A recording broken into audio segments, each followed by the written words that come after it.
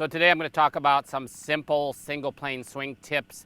I get a lot of people coming to my schools with misconceptions, and part of my online learning program is really helping people adapt the simple concept to fit their own swing and their own body. And so basically, and I like to get right into it, basically we talk about single plane swing, the club's moving on the same plane back and through. Some people in the past have been really taking it to the inside, which invariably results in a path too much from inside to out, which results then in either a push to the right, but most people then are releasing early, which shifts the plane to the left and closes the club face. So it's impossible in that case to become very consistent at the game. Some people hit the ball decently, but struggle with a lot of fat and thin shots. And so I'm going to talk about that a little bit. But the first thing to make it simple is finding the setup that fits you, and the way we hold the club is really important. Making sure that the hands are in an uncocked position, but also that the grip, a lot of people have been trying to put the grip, the lead hand on the side of the grip like that, and that's the most common thing I see from people who come to my schools, that they've been told the hand has to be that way because that's the way someone told them to do it. If you look at your hands, and I would just have you do this simple test, bend forward a little bit, let your arms hang in front of you, and let me know, do your hands hang that way, or do they hang with the palm more towards your body? And so for me, it hangs towards the body, and so if I pick up a golf club and do that, that's a good position. And a good test for that is if I get the grip leading a little bit like we want through impact, the club face stays square. So that's a beautiful thing.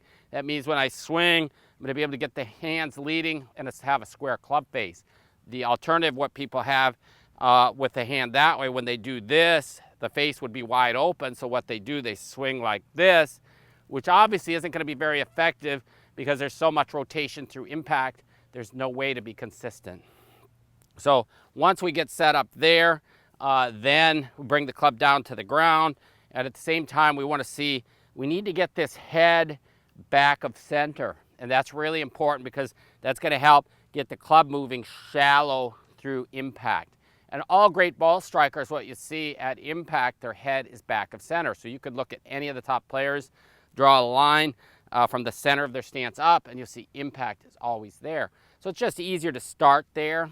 And so as we do that, as I'm getting set up, I'm going to also move the head back, and then I'm going to put the trailing hand on the golf club. A lot of people have the idea they need it to be underneath the grip like that. That's also going to make it really difficult to keep the face square through impact. What we want is the palm of the hand more towards the target. Remember our test here where the hand was that way. So we're going to have it a little bit more in a position like that here, where the palm of the hand would be more towards the target, like you're going to throw a ball. You wouldn't throw it this way. So we get set up there. It's in that position. I like to bend the trailing elbow in here to my hip. As coming into impact, that's where we want to be anyway. From there, it's just learning to find your own distance from the ball, what's going to work for you, where you can stay mostly level with your body. In the past, a lot of people would get so far away that to hit it, they have to drop down a lot, they have to bend the legs, and we just want things to be as easy and athletic as possible. So we want to see where can I make, if I make some swings back and forth like this, where does the club strike the ground? And that's telling me my distance from the ball. So I could measure that, say, oh, it's probably about 18 inches. This is a 7-iron. So it's finding your own distance from the ball, very critical. Too far away makes it really, really difficult. As well as trying to restrict the body. We don't want to restrict the motion. We want to move athletically.